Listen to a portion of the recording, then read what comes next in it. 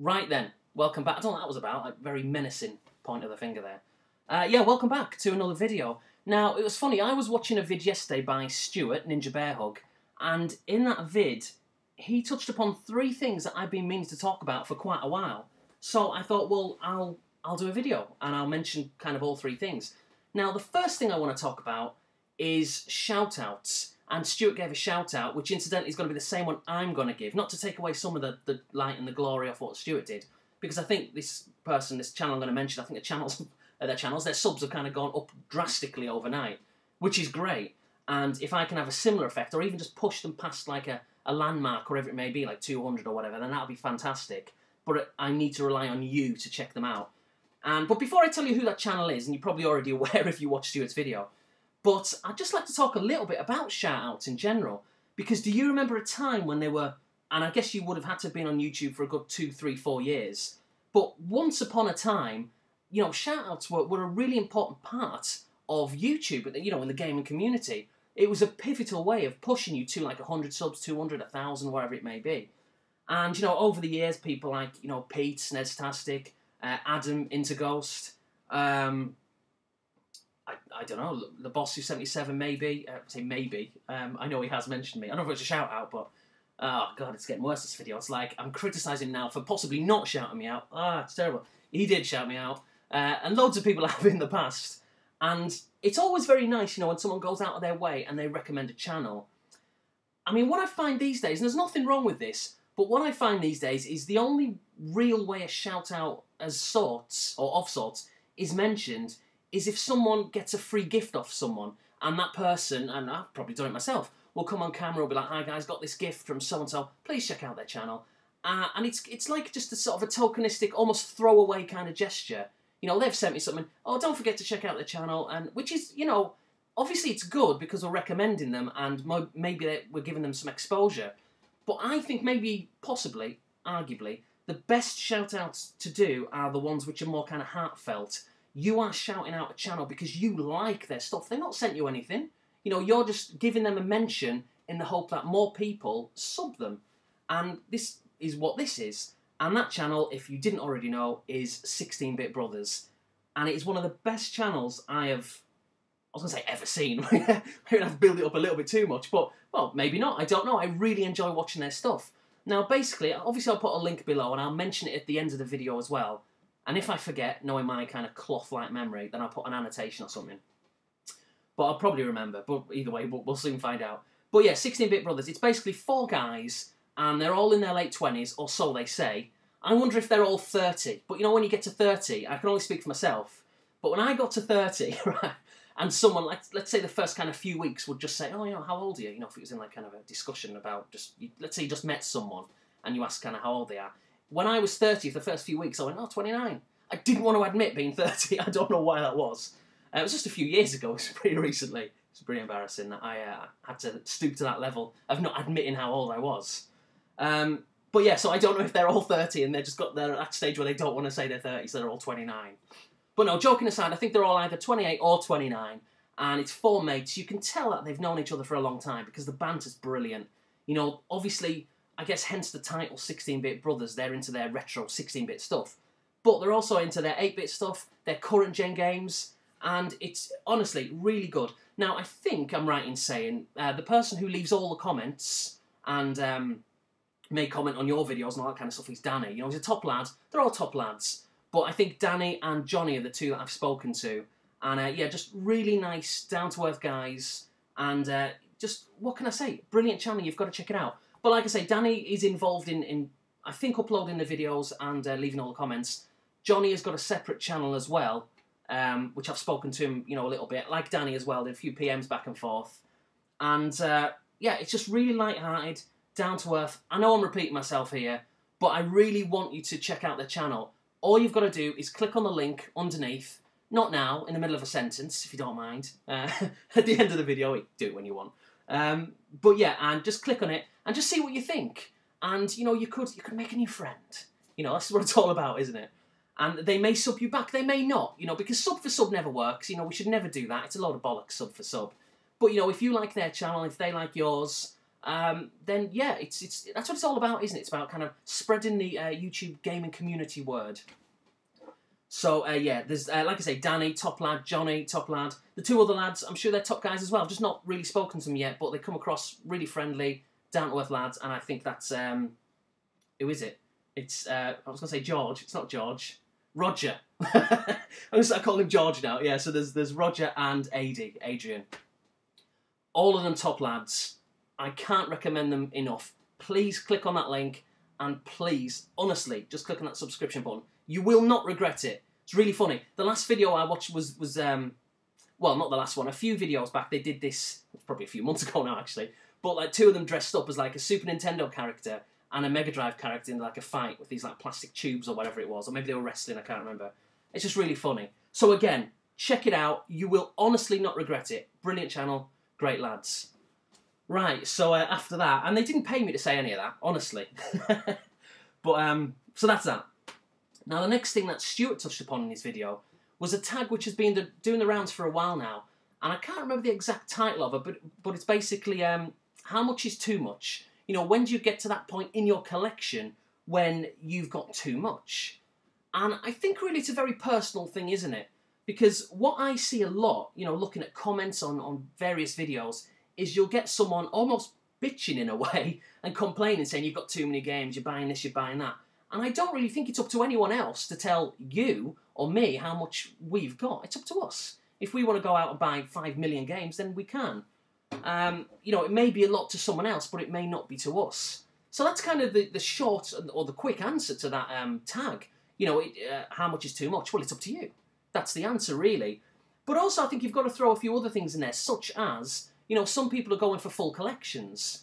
And rightly or wrongly, you know, others, some people might not like the idea of going for a full collection. The classic argument to come out against that, of course, is that you're going to have a lot of games which you're never going to play, which is true.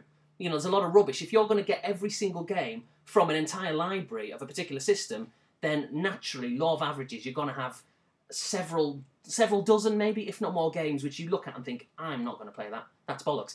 But if you've set that target of having a full collection, you've got to get them, haven't you? So by going for full collections, you're obviously concentrating really more on quality, more quantity over quality. But for some people, that's not a problem. When it comes to full collections for me, I mean, I've many times, it's kind of a joke now, I've said I've wanted to go and do like the idea of going for full sets. But I guess I've never really done it, or at least I've never stuck at it. And I don't know whether that's because I just don't really want to do it, or whether I just get a little bit bored, little itchy fingers, itchy feet, and I want to go off and do something else. Maybe a combination of the two. But more of that in a second. Because Stu, in that last video, kind of touched upon something else. That video he did kind of naturally kind of evolved into talking about his collection and where he wants to go. And it's got me thinking, and I should really have touched upon this, you know, maybe in the new year, but I didn't really. I think I skirted around the issue. But I've been thinking about my, you know, collection, if you want to call it that, which it's not really much of a collection at all, and where I want to go and what I want to buy and what I don't want to buy. But before I talk about where I think I want to go with it kind of, you know, long term, I have bought a system. I didn't think this was worth putting on a separate video. It would just be a little bit too pointless, really. But I'll show you what it is. It's a new PlayStation 3. And I love the PlayStation 3. Now, you're probably thinking, well, hang on a minute, you've already got a PlayStation 3, you knobhead. What are you doing?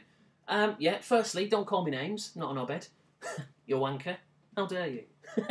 But yeah, no, I did have one. I had a PlayStation 3 up until around about 2 months ago, and I sold it. But I didn't sell it out of, like, indecisiveness. I sold it because the hard drive was full. Now, I had one of the old gig models, which was, I think, 80 gig. It wasn't the first model that came out, but it was one of the first. And it just got to the point after, you know, using it for 3 years where it was completely full. And I couldn't even download a demo. It was ludicrous. So I had to get this one. And this one, as you can probably see, I'm not going to change the camera. It's down there. But you can work it out there. It's a new slimline model. And it's really, I don't know, in my opinion, it's kind of cheap looking. Because this drawer here, if you want to, like, insert a disc, you've got to pull this thing back. It's kind of a little bit cheap, a little bit tacky. At least I think it is. Although I like it a lot more when I see it in person than I did, you know, looking at pictures on the internet or even on YouTube for that matter. So, but yeah, it's a 500 gig model, as you can see down the bottom there, and that's more than enough, you know, and it's really good. Obviously, it comes with Assassin's Creed 3, which is here. Not that you really need to see it, but maybe you do. Assassin's Creed 3, there's the spines, got to see the spines. And the other game that I bought, I kind of bought back because I had it first time round, was FIFA 13. Now, I know, obviously, you know, a lot of people don't like buying the daily update. Daily updates, yeah. How ironic, kind of a fraudulent slip there, isn't it? But yeah, yearly, annual updates of FIFA 13. Because really, you know, the gameplay doesn't change that much, does it? You're just really relying on, you know, team updates, squad updates, roster, as they may call it over here. But yeah, you know, there are subtle changes, and if you kind of compare them and analyse them in depth, they, you know, they do make big strides, in my opinion. But I guess if you've played like FIFA 12, then if you're just a casual football fan, maybe there's no real need to get FIFA 13. Maybe wait till the next one comes out. But I think if you're a big football fan or a big sports fan, I personally think it is kind of worth getting them every year. But not every one. Like, I won't go out and buy like Madden 13 anytime soon, or the NBA one. But if you're really into a sport like I am with my football, then for me personally, again, it comes back to, you know, whatever's right for you, doesn't it? Like the whole how much is too much. But for me personally, I like to buy a new FIFA every year. I might not buy it on release date for $60, but I'll probably wait until it's like $40. And that for me, $40, 20, 25 quid, that for me is a good deal because I know I'm going to play it a lot and get my money's worth. So that's that. And it also came with this. Now, this is a PlayStation Plus. Now, basically, I'd never used PlayStation Plus before, but I thought I knew all about it arrogantly. But I didn't really. Well, I kind of know a little bit about it. In a nutshell, PlayStation Plus, I mean, this is a 1-month membership that I've got, you know, for free for buying the system. But usually it's like a 12-month thing. It's similar in a sense to Xbox Live. Obviously, the big difference is on the PlayStation you can play for free for most games unless there's an online pass, which, that annoys me, but that's an argument for another day. But the big thing about PlayStation Plus is you can get games for either free, although they're tied to your account. So if you close your account, you don't have access to the games anymore. But for as long as you've got your account, you can have full games. And I'm talking things like the new Hitman game. Was it? No, actually, the Hitman trilogy is available, you know, for free, if you want to use that word free, if you've got a PlayStation Plus membership. Basically, games which they charge for, you can have a lot of them for nothing. Just download them. And I think it's a really good way of, I don't know, getting free games. Again, free games. And it's $50 a year, and I think it's worth it, quite frankly. But yeah, and they offer not just that, but they offer huge discounts on games. Now, if you buy a game, let's say you go onto the PlayStation Store and there's, you know, for, I don't know, let's say a game which is usually retailing for $15 is, say, $5. But to get that game for $5, you've got to be a member of PlayStation Plus. Let's say I am a member of PlayStation Plus, which I am. Am I confusing you already? I'm confusing myself. So I see that game there, it's $5, I buy it, all right? But let's say a month later my subscription to PlayStation Plus expires. I will still keep that game because I paid for it. So basically anything you pay for, even at a hugely discounted price, you still get to keep, whether your membership remains or not. But the things which you download for free, then that's what will essentially be locked if you don't renew your subscription. Which is fine by me. So yeah, I've been buying a lot of games, downloading a lot of stuff, and I'm sure I'll do gameplays of some of these games in the future. But I've downloaded a lot. Games that I've downloaded for like $2 when they should have been like $15. Like, if you're not a member of PlayStation Plus and you've been downloading it, you've been paying $10, $15 for things. I've been paying like $2, $3, $4 each. So it's a really good way of saving money for games that you want to buy. Anyway, enough of that. So yeah, I'm really pleased I've got a PlayStation 3 again. It's a brilliant system. I love my 360, of course I do. But there's something kind of cool about the PS3. I guess because it's the underdog, and it really is. It's sold millions of copies or millions of consoles, of course it has. It's been a huge success. But I just think the 360's been more of a success, which does ultimately make this the slight underdog. And I guess, I don't know whether it's a British thing, I don't know whether it's just a human thing. You know, we like the underdog. And I've kind of gone back to the PS3, and I'm really, really liking it. So that's that. And then the last thing I want to talk about for this video is, again, another thing that Stuart kind of talked about in terms of his collection and where it's going. And despite the fact that I've just bought a new PS3, and, you know, I'm really into my 360 as well, I guess I won't know until the day comes when all future consoles are released. But, and I've said this before, I'm not sure. It's just a gut instinct that I don't know if I want to buy future generations of systems. It's like I've reached my limit now. I'm happy to kind of draw the line at being a PS3, 360 and kind of a retro gamer. But, you know, I'm sure once the new systems come out, PS4 720, PS54 for that matter, when they come out in the future, I'm sure I'm going to look at them and think, oh, I want one. It looks really good. Because I do like, keeping up with technology, keeping up with the Joneses. You know, when like the iMac came out, I got an iMac, a MacBook, an iPod, whatever else, Kindles. When all these things come out, I want it. I'm really greedy. I really want to get one. And I'm sure it's going to be the same with future consoles. But as it stands, and I've been thinking about this a lot lately, as it stands, I think, and it's just a thought, but I think where I want to go with my collection is I want to keep it pretty much 1990s. And this has been kind of like a natural evolution for me. The longer I use YouTube and I'm kind of watching people's videos and the more I'm kind of gaming, which ironically I'm gaming less now than I kind of ever have. But I kind of want to get back to, I want to get back to a game. When I was gaming as a 90s, I want to kind of get back to that, because it was just a great time for me, and I guess it depends how old you are. But I love things nostalgically like the N64, the Dreamcast to a slightly lesser degree, but we'll still include it because it was technically 90s. The PlayStation 1, or at least for me, the early days. I've said this many times before, but the PlayStation 1 from like 95 up until 99, I loved it. After 1999, certainly 2000, I don't think I played on any PlayStation 1 game. So from 2000 onwards, PS1 means nothing to me. Sega Saturn, again, much like the PS1, a real underdog, but I love it. I prefer the PlayStation 1 big time, but I love the Saturn. What other systems? Obviously the Amiga, the ST, they were kind of a tailover from the 80s, I guess, obviously. But, they still carried on into the 90s. The Super Nintendo, the Mega Drive. And those are the times where I was, the most happiest, I think, as a gamer, not as a person. We're not going to get really deep and psychological about that. I'm more happy now than ever. I'm a future guy. I'm a current guy. I'm a future guy. I love the current times. I love looking forward to the future. I'm really excited about the future, all that kind of stuff. But I'm very nostalgic as well. And as strictly as a gamer, I love the 90s. I absolutely love them. Now, the funny thing is, I played on an N64 quite recently at my wife's cousin's house. They've still got an old N64 and a GameCube and a lot of other kind of older stuff. And we played on GoldenEye at Christmas, and we had a split-screen 4-player thing. And I feel embarrassed to say this. I've said this before, like maybe this time last year, when I went back to it again. But GoldenEye, for me, multiplayer, in 2013, is bollocks. I really didn't like it. And it feels like the cardinal sin saying that. Because when this game came out, it was amazing. And me and my friends were on it 24/7. And that's not even an exaggeration. Well, clearly is a slight exaggeration. But we were on it all day. It was brilliant. For weekdays, weekends, multiplayer, single players. Absolutely loved it. But playing it now, it's just aged badly. The graphics look a bit bad. And that's an understatement. But that was the way, Nintendo went with a 3D look, didn't they? So that was always really going to age. But yeah, just the graphics just look a little bit dodgy. The playability, I thought personally on GoldenEye and Perfect Dark, which is another one we played, I thought was rubbish.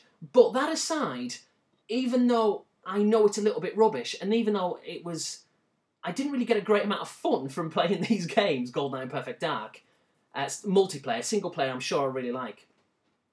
But I kind of bizarrely want to get them back.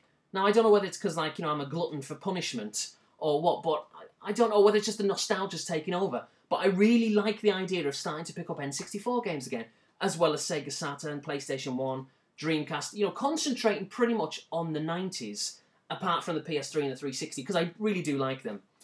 And again, another thing I've mentioned in the past, but I'll say it again, seeing as this video's kind of, talking about everything. The reason why I personally, why I love the 360 and the PlayStation 3 is because, for me, games now can do what I and my friends wanted them to do as a kid. We wanted these kind of big, open world environments. We wanted to get in a car, and instead of just driving forward like all games used to do on 16-bit games, take a turn on the left if you want, or you can go back around, or go right, or do whatever you want, or get out the car and go for a little walk, like, Grand Theft Auto. That's what we wanted as kids. We wanted, speaking of things like, FIFA, we wanted commentary.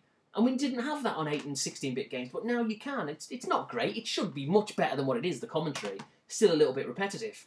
Maybe they're being a bit lazy, the developers.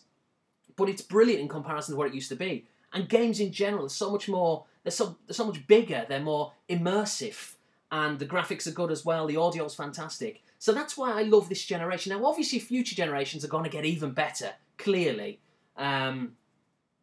So you're probably going to say, well, in that case, you're obviously going to buy them. But I don't know. Like I say, I think I've reached that cap where I'm satisfied, I'm content that games now can do what I've always wanted them to do. But never say never, because like I say, when they come out, PS4, PS24, whatever it is, I'm sure I'm going to look at them and think, that looks amazing, I'm going to buy them. So yeah, so that's, to sum it up, that's kind of where I want my, not just my channel, but my own personal gaming to be. I want it to be revolved pretty much around the 1990s, from the start with the Amiga and the ST, SNES, Mega Drive, all the way up to, you know, through the PS1, the Saturn, the N64, and the Dreamcast. I'm not really bothered about PlayStation 2, I'm not really bothered about original Xbox, I'm not really bothered about the GameCube, or anything else which came out from 2000 onwards, again, aside from these bad boys. So, that's not to say I never will buy them, because you never know with me. I've got history of saying, you know, I'm going to do one thing and then I'll do the other, and then change my mind back again the following day, because that's what I'm like. But, yeah, that's just a gut instinct, and I've been feeling this about, you know, going back to kind of 90s gaming. I've been feeling this for a long time. Now, my big problem, and I've kind of, you know, made this a problem myself, is that because I'm so nostalgic, I want to pick up PAL games, for the most part. There will be a few American games creep in, obviously. But as a result of wanting PAL games, I'm going to have to import a lot of these, and it's going to cost a fortune. But that may actually help, because what it may result in me doing is picking up less, because it's going to cost me more money. So I may be more frugal, I guess, and more choosy about what I'm buying, which could be a good thing. So I'm not going to go out and buy a load of rubbish just for the sake of it. So this could work, I think. So yeah, for me, 1990s gamer, that's where I was at my most happiest, you know, when playing games, and it just holds huge nostalgia for me. So that's where we're going to go, I think, from now on until the rest of time. And like I say, apart from the 360 and PS3. So that's all I'm going to say. I've waited on for 20 minutes. Yeah, a lot more than I thought I would. But please check out 16-Bit Brothers channel. Like I say, great lads. Danny and Johnny are the two that I've spoken to most. Brilliant lads, as are the other two. And if you click on that channel, I honestly guarantee you'll really like it. So give it a sub. Thanks for watching. See you later.